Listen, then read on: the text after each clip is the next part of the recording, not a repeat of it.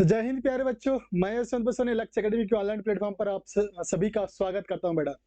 जैसा कि आप लोगों को पता है कि हमारा थ्योरी लेक्चर और प्लस पीवाईक्यू लेक्चर स्टार्ट हो चुका है, ठीक है ना। आज के लेक्चर में हम लोग करने वाला है क्रॉस प्रोडक्ट। इसके पहले वाले पार्ट में हम लोगों ने कंपोनेंट पढ़े थे, मतलब सदिशों के घटक, और हम लोग ने सदिशों का अदिश गुणनफल पढ़ा था बेटा, ठीक है ना। उसके कुछ प्रॉपर्टी भी पढ़ा था, मतलब उसकी कुछ विशेषताएं, और उसके कुछ एग्जाम्पल मतलब उदाहरण भी देखे थे जो कि पीवाईक्यू में ऑलरेडी आ चुके हैं, मतलब पीएनएसटी में ऑलरेडी आ चुके हैं। ऐसे उदाहरण को भी लेकर समझा था, ठीक। तो आई होप आप लोग सब मस्त होंगे, खुश होंगे, पढ़ाई कर रहे होंगे, प्रॉपर नोट्स प्राप्त कर रहे होंगे। ये जो हमारा लेक्चर है, इसका नोट्स आपको पीडीएफ, इसका नोट्स का जो पीडीएफ है वो आपको टेलीग्राम चैनल पर मिल जाएगा बेटा।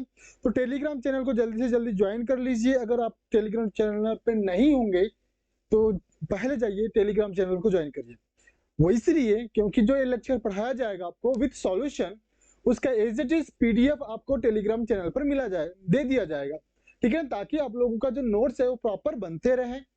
दो तरीका है, या तो नोट से आप प्रिंट आउट निकाल सकते हो जैसा है वैसा, जैसा डाले हैं वैसा, या तो आप अपने हैंड राइटिंग से जैसा कि आपको समझ में आता है आप उसके हिसाब से आप नोट डाउन कर सकते हो बेटा, ठीक। तो स्टार्ट करते हैं आज का लेक्चर, सदिशों का सदिश गुणन, जिसको हम लोग कहते हैं क्रॉस प्रोडक्ट ऑफ वेक्टर, ठीक।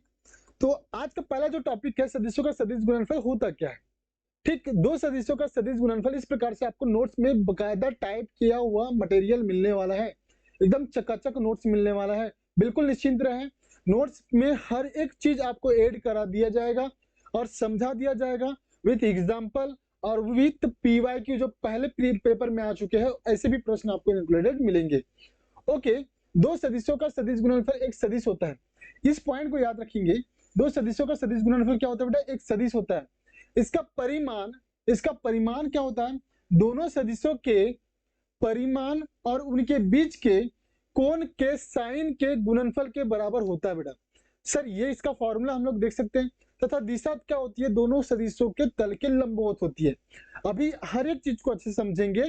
फॉर्मूला आपको दिया हुआ है, वेक्टर इसको दर्शाते कैसे सदिश गुणन को? Vector A cross vector B, इसीलिए हम इसको कहते हैं क्रॉस प्रोडक्ट। क्या कहते हैं हम इसको?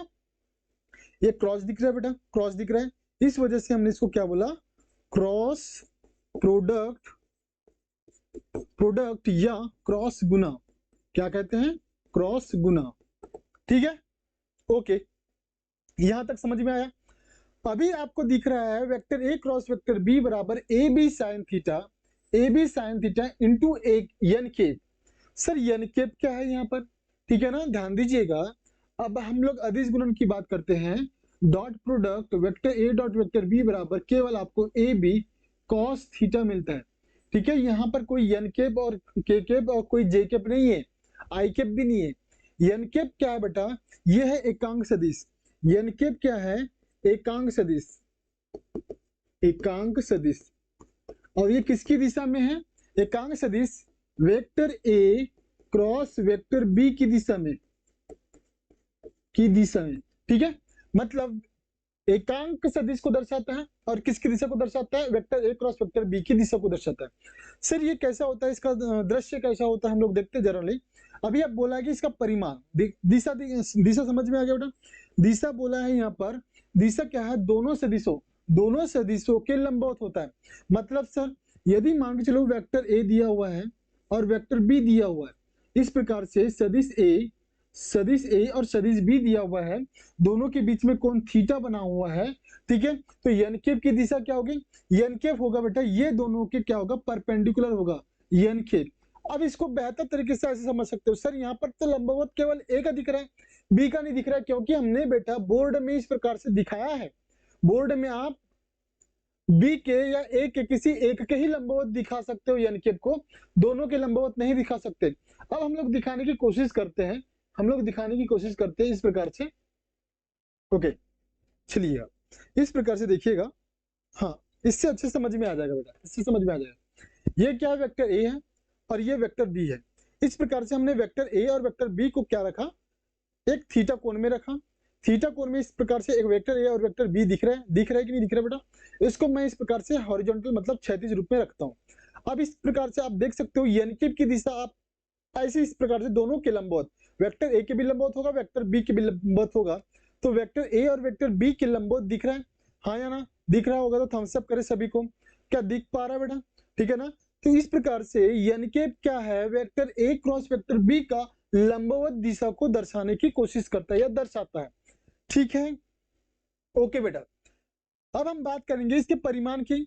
तो अगर मैं इसके परिमाण की बात करूं तो vector A cross vector B का परिमाण क्या हो जाएगा, mod vector A cross vector B बराबर परिमाण वेक्टर ए परिमाण ऑफ वेक्टर बी या mod of vector A mod of vector B sine theta और mod of vector n cap. तो एन कैप का मान कितना हो जाता है, एन कैप क्या है, एकांक सदिश है। एकांक सदिश क्या होता है सर, जिसका परिमाण एक होता है। तो आपने इसको मॉड में रख दिया, इसका मतलब एन कैप का मान एक होगा।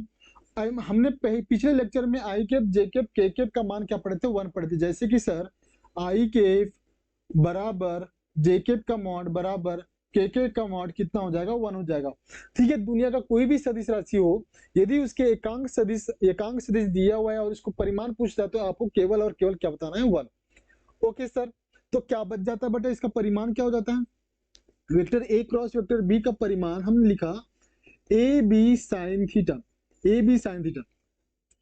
आप परिभाषा को आप एक्सप्लेन कर सकते हैं। परिमाण क्या होगा, दोनों सदिशों के परिमाण, दोनों सदिश के परिमाण मतलब ए और बी और उनके बीच के कोण मतलब थीटा का साइन मतलब साइन थीटा के गुणनफल ए बी साइन थीटा के बराबर होता है। तो इसका परिमाण दिख रहा है बेटा, आपने ए बी साइन थीटा देख लिया। ठीक है, इस प्रकार से आपने क्रॉस प्रोडक्ट को समझा। क्रॉस प्रोडक्ट का फार्मूला आपने याद रखना है, A B sine theta N cap. तो सर एन कैप क्या है, एन कैप क्या है बेटा, vector A cross vector B का क्या है, परपेंडिकुलर डायरेक्शन। किसको रिप्रेजेंट करता है, परपेंडिकुलर डायरेक्शन को रिप्रेजेंट करता है। ठीक है, ध्यान दीजिएगा, ये वेक्टर ए का भी परपेंडिकुलर होगा और वेक्टर बी के भी परपेंडिकुलर होगा, मतलब दोनों के लंबवत होगा। ओके सर, तो हम आगे बढ़ते हैं बेटा। आगे हम लोग देखते हैं कि इसकी कुछ विशेषताएं होती है। अब इसको देख सकते हैं, vector A cross vector B का जो मापांक होता है, हमने देखा ए बी साइन थीटा, देखा बेटा, हाँ देखा।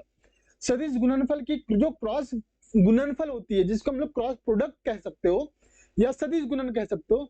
ठीक है, ये भी इस प्रकार से नाम दे सकते हो। Vector A cross vector B की जो दिशा होगी, वेक्टर ए और वेक्टर बी दोनों के लंबवत होगी। मतलब सर वेक्टर ए और वेक्टर बी इस प्रकार से एन कैप क्या होगा, दोनों के लंबवत होगा। एन कैप क्या होगा बेटा, दोनों के लंबवत आपको दिखा दिया गया है। ए क्रॉस बी की जो दिशा होगी, और ये दिशा किसको से रिप्रेजेंट किया जाएगा, एन कैप से रिप्रेजेंट किया जाएगा बेटा, क्योंकि सदिश गुणनफल है। सदिश गुणनफल मतलब इसका जो परिमाण या रिजल्ट आने वाला है, गुणनफल जो मिलने वाला है, उसका मान भी सदिश ही होगा या वो राशि भी सदिश होगी। तो ऐसी राशि में सदिश है तो हमको उसकी दिशा भी बतानी है। सर दिशा बतानी है तो दिशा कैसे बताओगे, उसके एकांक सदिश के रूप में। ओके सर, ये भी समझ में आ गया। अगला बिंदु हमारा ये है, दो सदिश का सदिश गुणनफल सदिश होता है। ये इसलिए तो दो सदिशों का सदिश गुणनफल सदिश होता है, इसीलिए हमने इसकी दिशा बताई, दिशा बताया हमने, इसको बोला क्रॉस गुणनफल। ठीक है ना, इसका परिमाण मतलब इसका मॉड कितना होता है, मापांक कितना होता है, ए बी साइन थीटा। ये सारे बिंदु आपको क्लियर हो गया होगा मेरे हिसाब से। समझ में आ रहा होगा तो बेटा थम्स अप करें, और ये सारे लेक्चर आप अपने ग्रुप में शेयर कर सकते हो। ठीक है, जो भी पीएनएसटी की तैयारी कर रहे हैं और आपके पास बेटा समय कम है, इसलिए आपको ऑलरेडी नोट्स प्रिपेयर करके दिया जा रहा है, थ्योरी समझाया जा रहा है और आपको पीवाईक्यू भी समझाया जा रहा है। याद रखिएगा, इस सारे टॉपिक से जब थ्योरी आप करते हो तो इस थ्योरी का ऑलरेडी हमारा पीवाईक्यू का एक प्लेलिस्ट बना दिया गया है। उस प्लेलिस्ट में आपको सारे पीवाईक्यू मिल जाएंगे बेटा, टॉपिक से रिलेटेड सारे पीवाईक्यू मिल जाएंगे। भटकनी इधर उधर भटकने की जरूरत भी नहीं पड़ेगी। सर पीवाईक्यू का सॉल्यूशन भी दे दिया गया है और डिटेल में दिया गया है, मतलब आपको पीवाईक्यू से आधारित जितने भी कॉन्सेप्ट हैं एक क्वेश्चन के पर आधारित, वो सब कुछ बता दिया गया है। ओके ठीक, तो आप ये थ्योरी लेक्चर देखने के साथ साथ अगर पीवाईक्यू करते हो तो आपका थ्योरी भी साथ में क्या हो रहा है, रिवाइज हो रहा है। ठीक है, इसलिए आपको पीवाईक्यू करना जरूरी है। ओके, बढ़ते अगले मैटर पे। सर दाहिने हाथ का नियम क्या होता है, दाहिने हाथ का नियम है, ये देखते हैं कि एन कैप की सर दिशा कैसे बताएंगे। सर आपने बोल दिया कि लंबवत होगा, ठीक है सर लंबवत होगा, मतलब ये वेक्टर ए है, ये वेक्टर बी है, या सर ये वेक्टर ए है, ये वेक्टर बी है। आपने बोला ये दोनों के लंबवत होगा, ये दोनों के लंबवत, तो इस प्रकार से हमने दिखा दिया। ठीक है, आपने वेक्टर ए और वेक्टर बी के लंबवत आपने इस प्रकार से दिखा दिया। वेक्टर ए के भी लंबवत है सर, हाँ ठीक है, वेक्टर बी के भी लंबवत है, हाँ सर ठीक है। लेकिन सर लंबवत तो इस प्रकार से भी हो सकता है ना, मतलब नीचे भी हम लोग परपेंडिकुलर रख सकते हैं। तो हमको ये बताना है, हमको ये चेक करने के लिए कि इसकी दिशा क्या होगी, हमको पढ़ने के लिए आया दाहिने हाथ का नियम। सर अब दाहिने हाथ का नियम क्या होता है? तो दाहिने हाथ के नियम में क्या करना है बेटा, अपने फिंगर, दाहिने हाथ के फिंगर को इस प्रकार से रखना है, ठीक है ना, और वेक्टर ए को रखना है। ध्यान दीजिएगा इस प्रकार से, ध्यान दीजिए, ये वेक्टर ए है बेटा, ये वेक्टर ए है, ये वेक्टर बी है। तो अपने फिंगर को ए पर रखो और बी की तरफ कर्ल करो, मतलब बी की तरफ घुमा दो। तो आपके अंगूठा की जो दिशा होगी, आपके अंगूठा की दिशा क्या हो जाएगी, इस vector A cross vector B का क्या हो जाएगा, दिशा को रिप्रेजेंट करेगा। ठीक है, जैसे आप देखोगे, जैसे वेक्टर ए और वेक्टर बी, मैंने इस प्रकार से थंब घुमाया, तो आपके यहाँ पर जो परपेंडिकुलर होगा, ये वेक्टर ए और वेक्टर बी के क्या होगा, क्रॉस गुना के सदिश को दर्शाएगा। अरे नहीं आएगा समझ में बेटा, समझ में नहीं आया क्या? अभी दिखा दूं? ठीक है, दिखा दूं क्या? चलो ठीक है सर, यहां से समझिएगा, ये वेक्टर ए और वेक्टर बी, वेक्टर ए और वेक्टर बी आपको दाहिने हाथ में इस प्रकार से इसको रखना है। ठीक है, दाहिने हाथ में इस प्रकार से रखना है। ओके, थोड़ा सा देख लीजिएगा, समझने की कोशिश करिए। वेक्टर ए और वेक्टर बी, हमको इसको इस प्रकार से थंब करना है, ये इस प्रकार से थंब ऊपर की ओर रखना है और ए पर रखना है, ए पर पूरे फिंगर को ए के ऊपर रख के चलो और बी के ऊपर घुमा दो, बी के ऊपर घुमा दो। आपकी जो अंगूठा की दिशा है वो किसको दर्शाएगा, वो ए क्रॉस बी की दिशा को दर्शाएगा, मतलब यनकिप की दिशा को दर्शाएगा, यनकिप की दिशा। सर यदि बी पर फिंगर रखे तो क्या होगा, बी पर फिंगर रख के, बी पर फिंगर रख के ये हो जाएगा नीचे, बी पर फिंगर रख के मैं ए की तरफ घुमाऊं तो मेरा अंगूठा क्या हो जाएगा, अंदर की ओर हो जाएगा, नीचे की ओर हो जाएगा। तो सर आप अगर ऐसा करोगे, मतलब आप देखो, यदि मैं ए से बी घुमा रहा हूं, अपनी फिंगर जो है ए से बी की घुमाऊं, तो यनकेप क्या मिलेगा बेटा, ऊपर की ओर मिलेगा, ऊपर की ओर। ठीक है, और यदि मैं बी पर फिंगर रख के, बी पर उंगलियां रख के ए की तरफ घुमाऊं, तो यनकिप की जो दिशा होगी वो कैसे होगी, नीचे की ओर, नीचे की ओर, नीचे की ओर। तो सर इसको किसी प्रकार से लिख सकते हैं, हाँ सर लिख सकते हैं। यदि यदि ये आप इस प्रकार से लिखते हो, वेक्टर ए, सॉरी, ये वेक्टर ए क्रॉस में वेक्टर बी, आपने ए के ऊपर फिंगर रखा, ठीक है ना, और थंब ऊपर की ओर लेके चला, तो इसके परपेंडिकुलर हो जाएगा यनकिप। लेकिन सर यदि आपने, हम ऐसे चले, ध्यान दीजिएगा, आपने ऐसा चला है ना, ऐसा चला, और यदि बेटा vector A cross vector B, vector A cross में वेक्टर बी, जब आप ऐसे आए, जब आप ए से बी ऐसे आए, सॉरी बी से ए है, ऐसे चलो, हाँ, बी से ए जा रहे हो, तब यनकिप हो जाएगा, अच्छा सॉरी, ऐसे ही रखो, ऐसे ही रखो, ठीक है ना, आप ऐसे ही रखो, यही वाली स्थिति रखो, इसको, इस स्थिति को चेंज नहीं करो।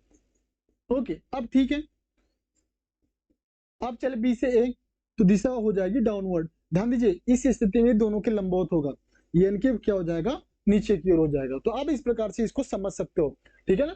जब ए से बी की चले तो यनकिप ऊपर की ओर हुआ, यनकिप की मतलब दोनों की जो दिशा होगी वो ऊपर की ओर होगी, लंबवत होगी। और जब बी से ए चले तो यनकिप नीचे की ओर होगी और लंबवत होगी, ध्यान दीजिएगा।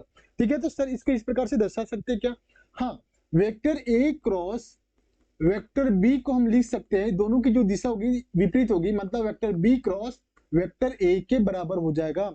यनकेप किसकी दिशा को दर्शा रहा है, यहाँ यनकेप किसकी दिशा को दर्शा रहा है, vector A cross vector B की दिशा को दर्शा रहा है। यहाँ पर यनकेप किसकी दिशा दर्शा रहा है बेटा, यहाँ पर यनकेप किसको दर्शा रहा है, यहाँ पर निगेटिव हो जाएगा, निगेटिव, निगेटिव यनकेप किसको दर्शा रहा है, वेक्टर बी क्रॉस में वेक्टर ए को। ठीक है, बात आ रही समझ में। यनकेप किसको दर्शा रहा है, vector A cross vector B, यहाँ पर निगेटिव यनकेप, अब ये ऋणात्मक हो गया, ऊपर से नीचे आया भाई, ऊपर से नीचे आया। अब इस प्रकार से एक्स पढ़ते हो, ऊपर धन पढ़ते हो, नीचे ऋण पढ़ते हो, मतलब ऊपर धन था, अब नीचे ऋण होगा, ऋण यनकेप होगा। और ये किसकी दिशा को दर्शा रहा है, बी से ए, बी क्रॉस ए को दर्शा रहा है। अरे आप बी से ए की ओर फिंगर को घुमा रहे हो ना भाई, अपनी उंगली बी से ए की ओर घुमा रहे हो। तो इस प्रकार से आपने सदिश गुणनफल की दिशा को समझा, उसके परिमाण को समझा। दिशा दो प्रकार से दिखा सकते हैं, ऊपर और नीचे, ऊपर धनात्मक, नीचे ऋणात्मक, बात खत्म। ठीक है ना, इतना समझ में आ गया बेटा। और यदि आप नीचे का धनात्मक बता रहे हो तो ऊपर ऋणात्मक हो जाएगा, लेकिन अगर यदि दोनों दिशा विपरीत है तो धनात्मक ऋणात्मक हो सकता है। बात आ रही समझ में? ओके, बड़े अगले टॉपिक पर। अगला टॉपिक क्या कहता है कि सदिश गुणनफल की गुण क्या क्या होंगे, गुण कौन कौन से होंगे, इसको समझते हैं हम लोग। दो सदिशों का जो सदिश गुणनफल है क्रम विनिमय नियम का पालन नहीं करता। याद रखेंगे, ये थ्योरी प्रश्न आता है, थ्योरी प्रश्न बिल्कुल भी गलत नहीं होना चाहिए। ठीक है बेटा, आपने क्रॉस प्रोडक्ट अदिश गुणनफल में देखा, मैं तुलना कर रहा हूं।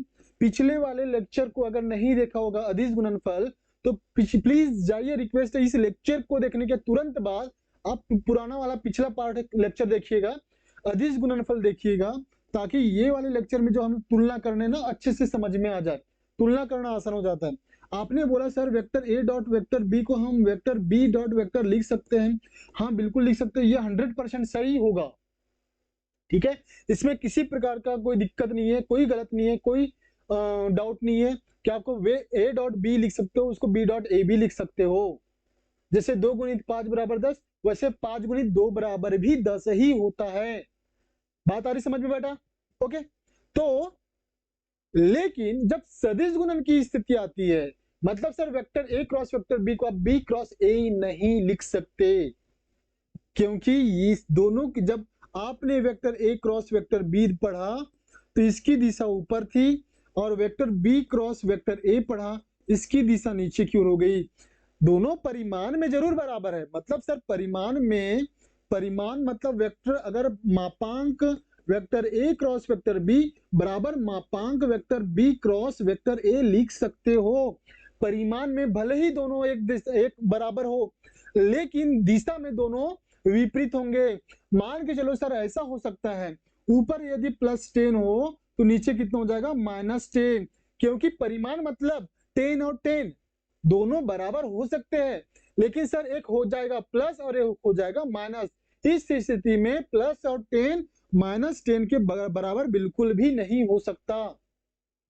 ऐसी स्थिति में हम इसको क्रम विनिमय का पालन नहीं मान सकते, मतलब क्रम सदिश जो गुणनफल होता है वो क्रम विनिमय नियम का पालन नहीं करता। ठीक है, ये प्रॉपर्टी आपको याद रखना है। ठीक है, बात आ रही समझ में? तो सर इसको कैसे लिखना है, इसको लिखने का तरीका, हाँ लिख सकते बेटा, आप इसको लिख सकते हो vector A cross vector B बराबर माइनस, दिशा माइनस लगा देने से क्या हो जाता है, दिशा दोनों की विपरीत हो जाती है, वेक्टर बी क्रॉस में ए, इसको इस प्रकार से लिख सकते हैं। तो ये वाला भी आप ध्यान रखिएगा, ये वाला ध्यान रखिएगा। ठीक है बेटा, ये वाला फार्मूला याद रखिए। ठीक, ये वाला तो याद ही है आप लोगों को, समझ में आ गया। बड़े अगली प्रॉपर्टी क्या बोलता है, दो सदिशों का सदिश गुणनफल योग के सापेक्ष वितरण नियम का पालन करता है। ऑब्वियसली वितरण नियम का पालन करता है, अदिश गुणनफल में भी वितरण नियम का पालन कर रहा होता है। वेक्टर ए डॉट, यदि कोष्टक में वेक्टर बी प्लस में वेक्टर सी है तो आप इसको इस प्रकार से लिख सकते हो, vector A dot vector B plus में वेक्टर ए डॉट में वेक्टर सी। ठीक है बेटा, आपने इसको वितरण नियम बोला, वितरण में नियम मतलब कोष्टक के अगर बाहर सदिश कोई है गुणन में तो अंदर वो दोनों सभी पदों में गुणनफल हो जाएगा। वैसे यहाँ पर देखा vector A cross B plus C है, ए का बी के साथ में भी क्रॉस गुना हो जाएगा और ए का सी के साथ में भी क्रॉस गुना हो जाएगा। ध्यान दीजिए, यहाँ पर ऐसा नहीं सकते बी क्रॉस ए नहीं लिख सकते, सी क्रॉस ए नहीं लिख सकते। ठीक है, ओके ठीक। अगला गुना देख सकते हैं हम लोग, अगला स्थिति देख सकते हैं, किसी सदिश का उसी सदिश के साथ गुणनफल शून्य होता है। मान के चलो सदिश ए है, सदिश ए है और इसी के साथ में सदिश ए रखे, या समान सदिश, इसको हम लोग बोल सकते हैं समान सदिश। समान सदिश का गुना, समान सदिश, समान सदिश अगर गुना में है तो उनका क्रॉस गुणन मतलब सदिश गुणनफल क्या होता है, 0 होता है। Sir vector A cross vector B, sir क्यों 0 होगा, क्योंकि यहाँ पर थीटा कितनी मिल रही है बेटा, 0 मिल रही है, थीटा 0। तो वेक्टर सदिश ए गुना सदिश ए क्या हो जाएगा, सदिश ए का परिमाण और सदिश ए का परिमाण साइन 0 और n के मतलब, ठीक है। तो ये साइन 0 0, तो इस प्रकार से पूरा का पूरा गुणनफल क्या हो जाएगा बेटा, इसका सॉरी इसका पूरा गुणनफल क्या हो जाएगा, 0 मिल जाएगा। इतना समझ में आया बेटा। लेकिन जब हम लोग अदिश गुणनफल के बारे में बात करते हैं, यदि अदिश गुणनफल होता सदिश ए डॉट ए क्या मिलता है बेटा, ए का स्क्वायर। ठीक है, हमको ये वाली स्थिति मिल रही थी।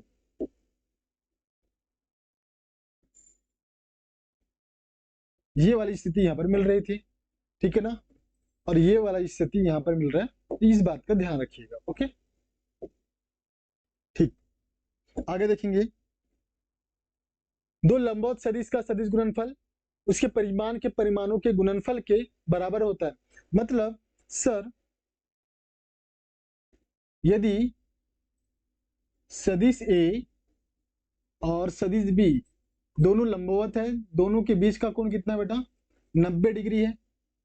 90 डिग्री दोनों के बीच का कोण, तो इनके गुणनफल कितना हो जाएगा, हम यहाँ सॉल्व करें।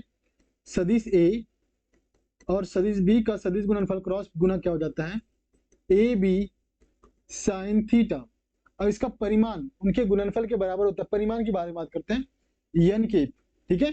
तो यहाँ पर बात करेंगे सदिश ए क्रॉस में सदिश बी बराबर में क्या हो जाएगा, ए बी साइन 90 और एन के साइन 90 का मान कितना होता है 1, साइन 90 का मान 1। ध्यान रखिए, समझ में आ रहा होगा तो थम्स अप करिए बेटा। तो यहाँ केवल ए बी एन के पा जाएगा। अब परिमाण लिखूंगा बेटा, तो परिमाण का मतलब इसका मापांक, मापांक निकाल लो इसका, इस प्रकार से केवल ए बी मिलेगा। एन केप का परिमाण सर, एन केप का परिमाण कितना मिलता है बेटा, 1 के बराबर होता है। एन केप का परिमाण कितना होता है, 1 के बराबर। तो आप इसको इस प्रकार से देख सकते हो। ठीक, बड़े अगले प्रश्न पर बेटा। हाँ, अगला टॉपिक क्या है, सॉरी टॉपिक की बात करेंगे। ये चीजें समझ में आ गई होगी तो थम्स अप करिए आप, बिल्कुल। हाँ, ओके। दो समांतर सदिशों का सदिश गुणनफल 0 होता है। बिल्कुल सर, यदि दो समांतर सदिश है, दो समांतर सदिश है, ठीक है,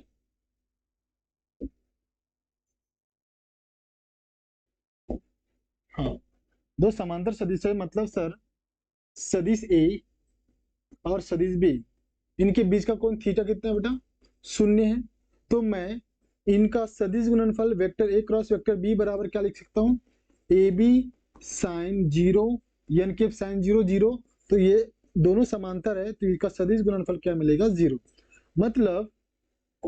मतलब ध्यान दीजिएगा, ये हम देख रहे हैं जो सदिश गुणनफल है, यदि समान सदिश है, समान सदिश है तो उनका सदिश गुणनफल 0 होगा, और ये कोई समांतर सदिश है तो इनका सदिश गुणनफल 0 होगा। दो स्थिति में लंबवत है तो केवल और केवल उसका परिमाण ही मिलेगा, गुणनफल मिलेगा। ओके, अगला हम देखते हैं, 3 अगर विमाएं हैं तो उस सदिश का सदिश गुणनफल क्या हो जाएगा। मतलब सर, यदि मान के चलो आपको ऐसी स्थिति दिया हुआ है, मतलब सर एक एक्स अक्ष वाई अक्ष इस प्रकार से दिया हुआ है, ठीक, एक्स अक्ष वाई अक्ष जेड अक्ष। एक्स अक्ष के अनुदिश एकांक सदिश आई केफ, वाई अक्ष के अनुदिश जे केफ, और जेड अक्ष के अनुदिश के केफ। एक्स वाई जेड के अनुदिश जो एकांक सदिश आई केफ जे केफ के केफ के बारे में हमने पिछले लेक्चर में पढ़ लिया है। ठीक है सर, यदि वेक्टर ए दिया हुआ है एक्स आई केफ, मतलब सर एक्स दिशा में कंपोनेंट है, घटक है, वाई दिशा का घटक है, जेड दिशा का घटक है।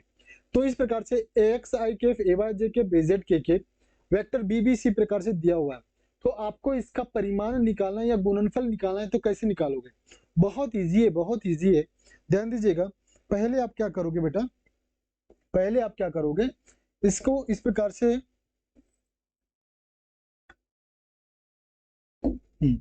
पहले आप सदिश ए क्रॉस, अच्छा पहले आप इसको समझिए क्या, ओके ओके ओके, धीरज रखे, धीरज रखे, समझा रहे।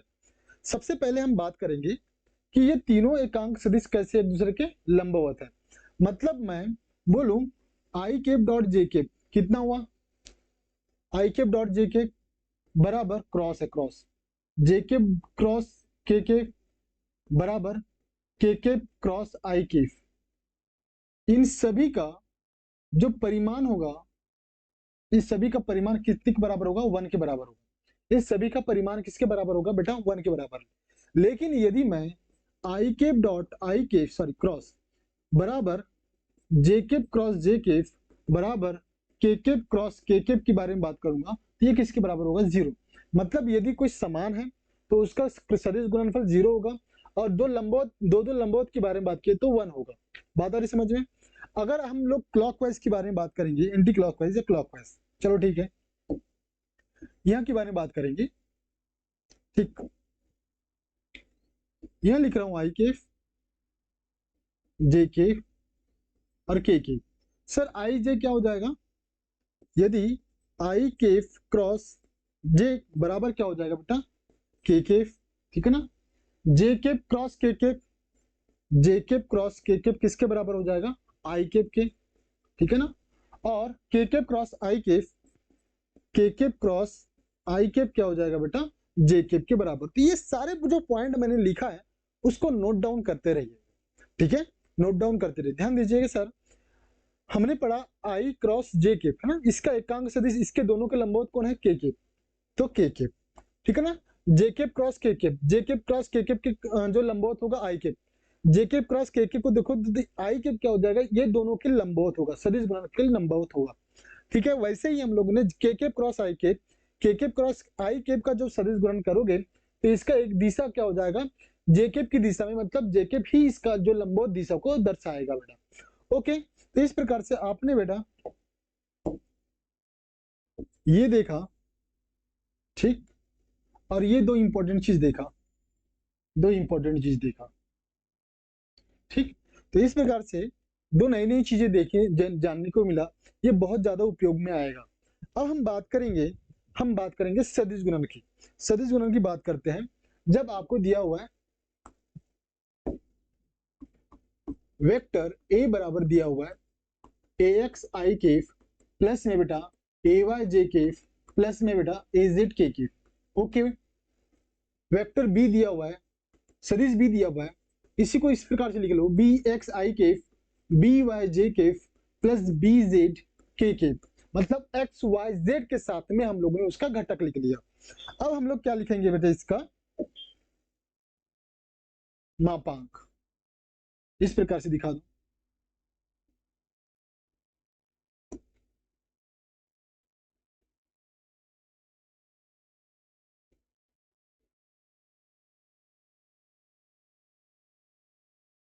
ओके, आपने क्या बताया, ए क्रॉस बी, इसको कैसे लिखेंगे, तो हमने पहले बताया आई केफ जे केफ के केफ लिख लेते हैं, उसके साथ में, चलो ठीक है, इसको थोड़ा सा दूर लिखता हूं मैं,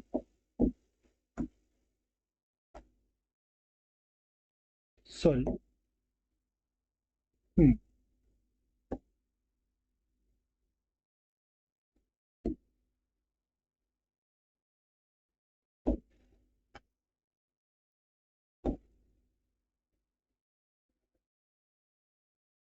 ये यहां तक ठीक है बेटा, चलो ठीक, ओके। अब हम बात करते हैं जे केफ, थोड़ा दूर लिखने के लिए मैं थोड़ा सा सजा रहा हूँ।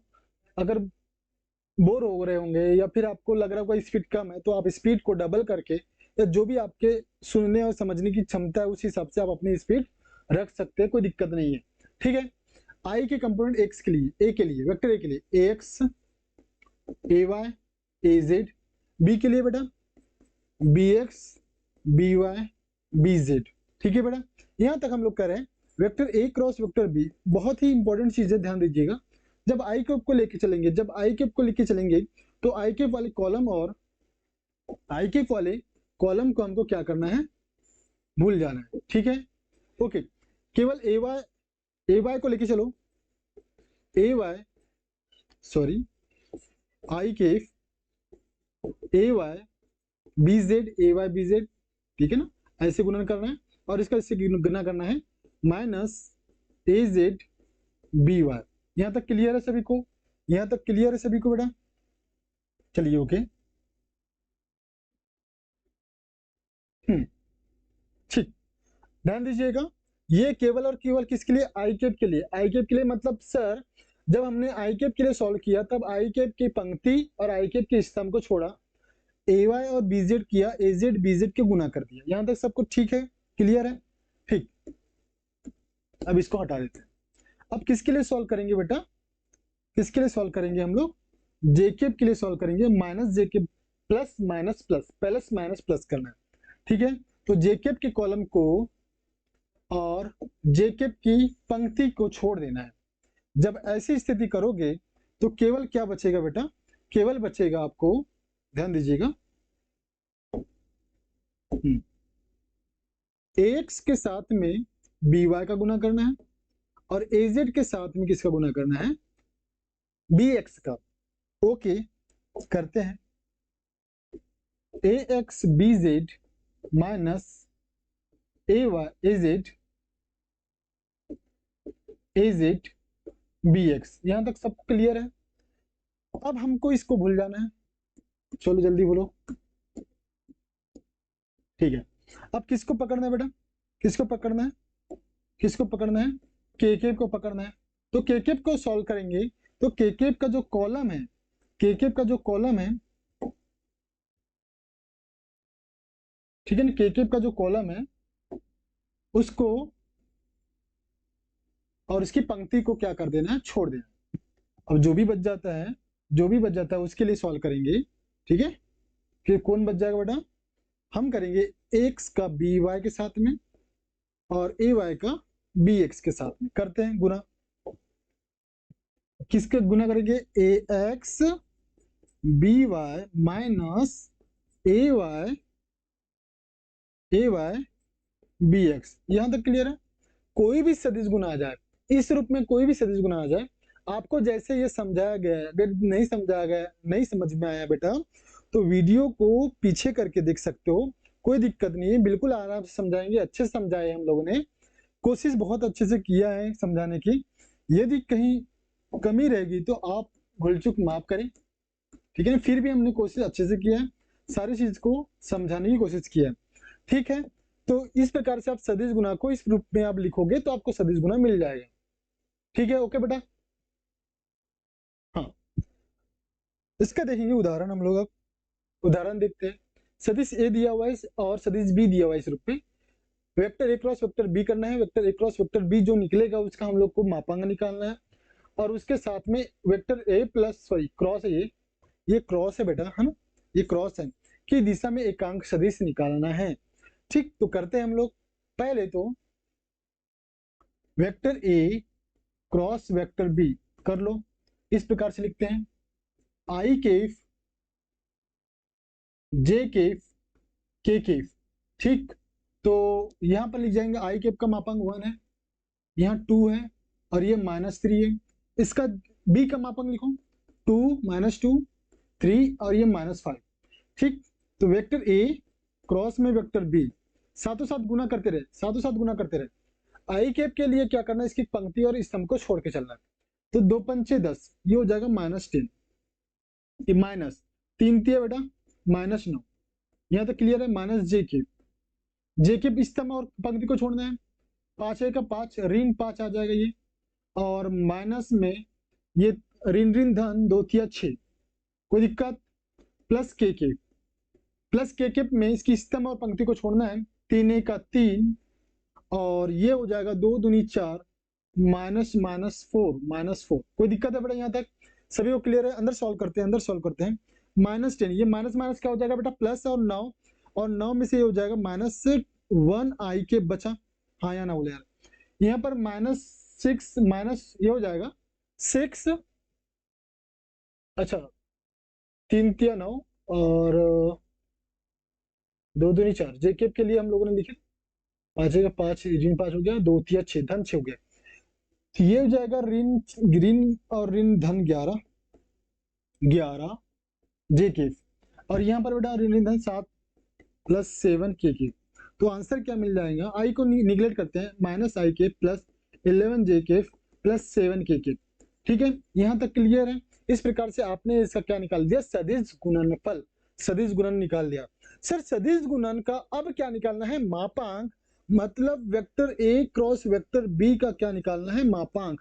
तो मापांक के लिए आपको करनी वाला सूत्र याद है बेटा, -1 का स्क्वायर मतलब 1 प्लस 11 का स्क्वायर मतलब 121 प्लस 7 का स्क्वायर 49, ठीक है।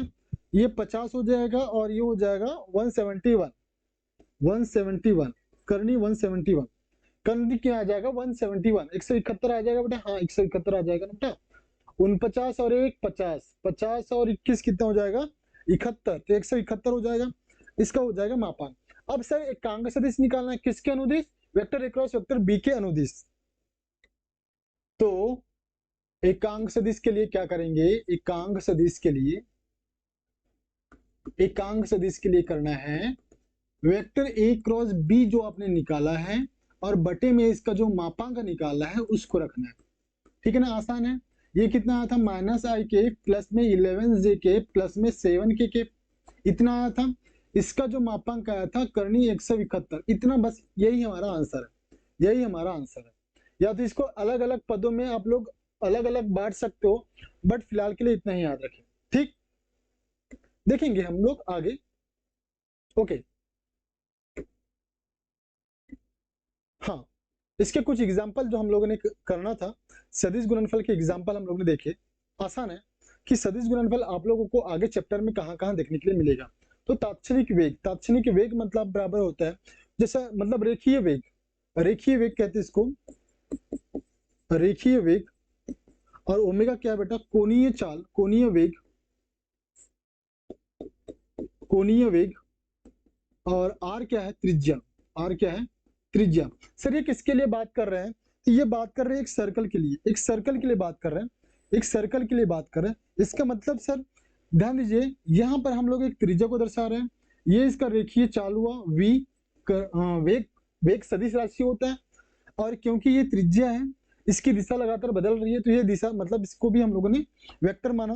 और कोणीय चाल मतलब ये अपनी जो कोण में घूम रही है, इसको हम लोग कोणीय चाल बोला।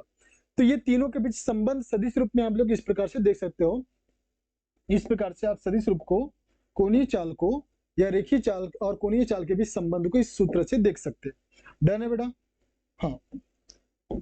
आगे देखते हैं हम लोग, आगे एग्जांपल में दिया हुआ है बल आघूर्ण आपको सदिश रूप में देखने के लिए मिलेगा।